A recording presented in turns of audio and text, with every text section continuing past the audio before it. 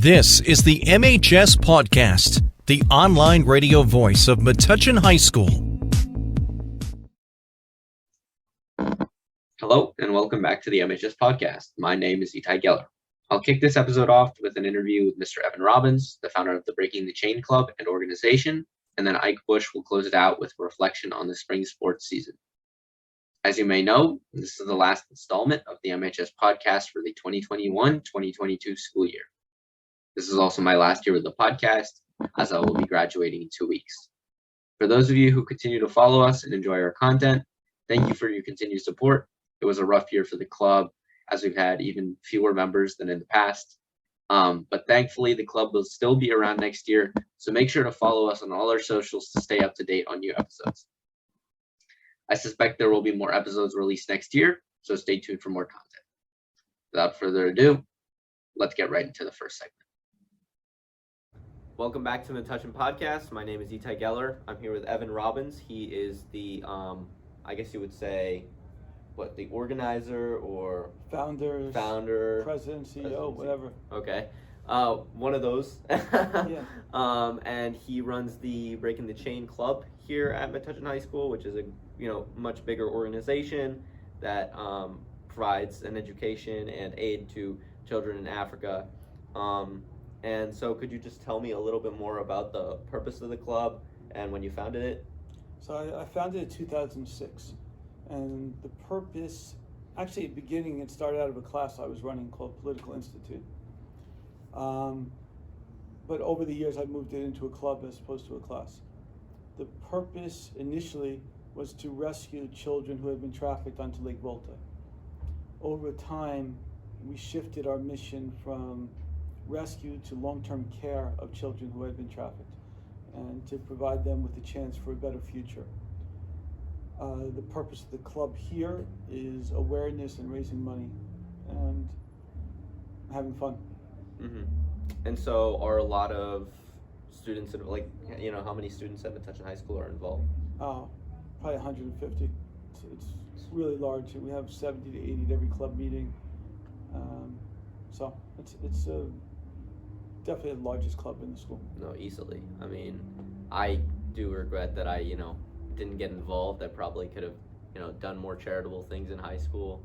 But do you have people who, continue to dedicate themselves to this organization? Yeah, I have former students. I have organizations in New Jersey and New York City of former students who work with me, mm-hmm. who are now professionals.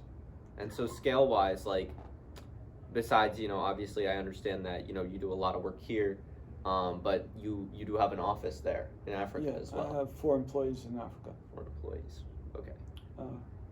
Confidence, Dixon, Never, and Emmanuel. Mm-hmm. So 3 of them are social workers and 1 is a bookkeeper. And so, how many children are you providing for right now? Well, not children. I understand that a lot of them are adults at this point as well. 90 beneficiaries. Okay, and that must obviously take a lot of money to provide for them. That's the money we raise here.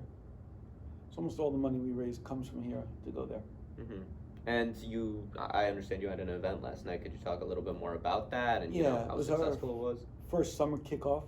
We had bouncy houses, dunk tanks, face painting, a couple of food truck, ice cream, and we had 500 people here. It was very large. Mm-hmm. Not sure yet how much it raised, but somewhere in the $3,000 to $4,000 range, I would say. It seemed like it was very interesting. We had Shreyas come in here earlier and say it was lit. Everybody had a great time. It was just fun. It seems, the scale of the event was, very impressive. It seemed like you guys had a lot of things going on. And in the past, you've also done a great job of raising money. What are some other ways that you've raised money in the past? With the students at the school, the biggest one we do is the dance. We have 2 dance events where we have dance studios come perform and the parents come watch. We charge the parents. Those raise somewhere in the neighborhood of $8,000 to $10,000 between them. We have the Samless Run, which involves the students but also involves members of the Metuchen community, and that's more like a $30,000 fundraiser. Largest fundraiser is our annual dinner, which is more in the range of $70,000, and high school students volunteer there and help out. So that's not when they run, but they participate by helping. And I think one of the questions that I wanted to ask was, like, what were some of the challenges that you faced along the way? Because I understand that, obviously you're always communicating back and forth to the people who, work abroad. And, I'm sure there have been challenges here as well. Oh, there's always challenges. Early on, it was the organizations I worked with before I opened my own office, and the frustration of working with these other organizations. Not quite doing what I wanted, not getting the same level of care I wanted for the children. So that was the earlier. It's complicated running an international NGO. So the bookkeeping, keeping track of everything there, work with my employees here. I guess I'm pulled in a lot of directions because I have 2 employees here, 4 employees there, a bookkeeper, and communications consultant, foundations to keep in touch with and move things forward, and larger donors I meet with and other things. So. Makes sense. Once you, are such a big organization, it must be, a lot more difficult to run. But it's also more effective and more rewarding because we get things done better. So, I mean, there's always challenges we're going to have because I'm dealing with 90 children who were trafficked. So these are dysfunctional families who, when they came into trouble, solution was to sell their children. So dealing with that population makes it obviously challenging to find solutions and to help them and overcome the challenges they keep facing. Mm-hmm. And so how would you say that the people, who live in these areas in Africa where your organization is doing work, how do they respond to that? Are they supportive, or are they, do they go against it? For the most part, they're supportive. I mean, I'm dealing with 18, it depends on the age. When they're like that 18 to 22 age, they're really difficult. Mm-hmm. And at times we can't help them for a while. And we wait for them to mature, and many of them come back to us. Is it because they want individuality, or? I just think they're at an age when they're impulsive, making bad decisions, influenced by friends, whatever it is. But we can only help them if they're willing to do what they're supposed to do. Mm-hmm. It's a partnership. We'll give them the support, but they have to do their job. I'm not gonna provide them things if they're not going to their apprenticeship, if they're not doing their job, if they're not working as hard as they can in school. I mean, it goes both ways. Mm-hmm. We'll provide the support, but you have to do your part of it. And also, kind of, what would you say you've gotten out of this? Like, I mean, it's incredibly rewarding. Yeah. I mean, I have all these children call me daddy, father. They call me. I get a lot of love and appreciation from them. And I have a great relationship with my students here that we work on this and form a special closeness with them. My seniors on Tuesday, we're going for a hike to celebrate the end of the year. Nice. Who've been involved in the club. So, yeah, it's special, like both relationships here and there. Mm-hmm.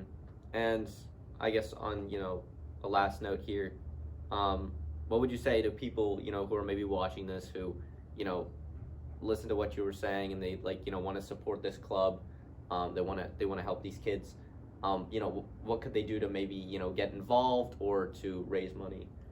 To help breaking the chain through education, I would probably recommend go to our website and become a sponsor of a child. We have a program where you could sponsor a child in Ghana, receive video updates from them, you can email with them, and get that personal connection. Excuse me. Get that personal connection to one of our kids. It's as cheap as $1 a day, but it makes a big difference in their lives. And they really appreciate the connection they get from people in America as well. All right. That about wraps it up. Thank you so much for talking to me today. It was really interesting to hear more about this organization. And hopefully, it create some interest for it. Okay, thank you very much. Yep. Thank you. Having trouble seeing the board in class? Do you need safety glasses for your school sport? If you answered yes to either of these questions, head over to Optique Unique, the eyeglass store at 406 Main Street in Metuchen. Optique Unique does it all. Not only do they offer eyewear for all ages, they also sell sports-specific safety glasses for kids and adults. Call them at 732-321-2020. That's 732-321-2020, or visit OptiqueUnique.com. Do you want to build character, build confidence, or even build yourself? All that and more can be accomplished at the Black Belt Institute at 23 New Street, right here in Metuchen. Students of all ages have been able to learn respect, discipline, fitness, and self-defense from their experienced instructors for over 20 years. Whether you're an adult looking for stress reduction or know someone young who has interest in Taekwondo, the Black Belt Institute is the place to go. The Institute takes a fun approach at teaching the rules of self-defense, instilling in their students an I-can-do-it attitude. Interested in taking a class? Call them at 732-205-9797 or visit their website at blackbeltinst.com. Once again, that's 732-205-9797 or blackbeltinst.com. The Black Belt Institute, Metuchen's leader in martial arts and fitness. Hey everybody, I'm Ike Busch. Just going to recap all the sports from this spring. Just talk things over about how each team did. Every team did great. So starting off with the golf team, 12-0 record led by head coach Richard Stoner. The Bulldogs went 12-0, beating everybody in their way. They seemed unstoppable. The tournament ended up getting canceled, but the Bulldogs had a successful year, and they still have yet to lose. So that's awesome. Next up, we have the softball team. The softball team is absolutely phenomenal, winning 21 games this year. They ended up losing their season in the GMC tournament, but they had a phenomenal run, led by Abby Kozo, Brianna De La Fuente, Mia Zapp, and so many more players. Bulldogs caused so many sparks throughout the year, and they had an amazing game, including a senior day victory. Metuchen Bulldogs softball team, something to be proud of this year. Metuchen's softball team historically has been amazing, but this year especially, so awesome. Abby Kozo already committed to Georgetown for softball to pitch, and you got Brianna De La Fuente committing to Providence recently. So there's just so many players that are now pursuing a softball career. So impressive by them, and just a great year for the Bulldogs all around. The Metuchen baseball team with an awesome year as well. They started off a little bit weaker, but they picked things up. Head coach Leo Danik and the Bulldogs ended up plowing away a 14-12 record, and they ended up getting their final victory against EB Tech at home on Myrtle Field, the first official game played on the brand new Myrtle Field. Bulldogs got a huge win led by Ben Norwood, who pitched a stellar game. Metuchen made to the second round of the states tournament, but got knocked out by Wall 2-0. Lucas Weiss pitched an awesome game, but the Bulldogs fell just short. Next up, we have the track and field team. They had an incredible year. Once again, track and field also historically a great program here at the Metuchen High, and the track and field team, amazing. Caroline Schleif, of course, leading the chase, as always, no pun intended. And, she's already committed to Columbia. You got Molly Maleg also, at the top of her game, and she's going to Harvard, first Metuchen graduate to go to Harvard. So this is really awesome. A lot of really important pieces throughout the Metuchen High School program. So many amazing players that are seniors, and now they're done with their Metuchen High School careers, but they had an awesome career. So great job by all spring athletes. I did a fall athlete recap if you want to go check that out. But this one's a spring recap video, and I think that everyone should be proud of what they did athletically this year. So that's just about it.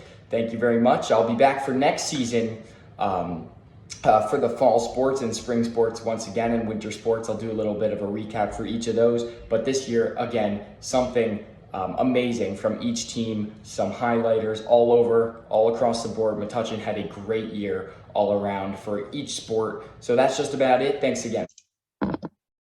That wrapped up the final installment of the MHS podcast for the 2021-2022 school year. Thank you to Evan Robbins and Ike Busch for joining us. to Marcus Iong for doing announcements this year, and Eddie Kalegi for his continued dedication to the podcast. His guidance has been essential to the production of many episodes this year. And lastly, to the viewers for their continued interest and support. For Marcus, Ike, and Eddie, I'm Itai Geller signing off.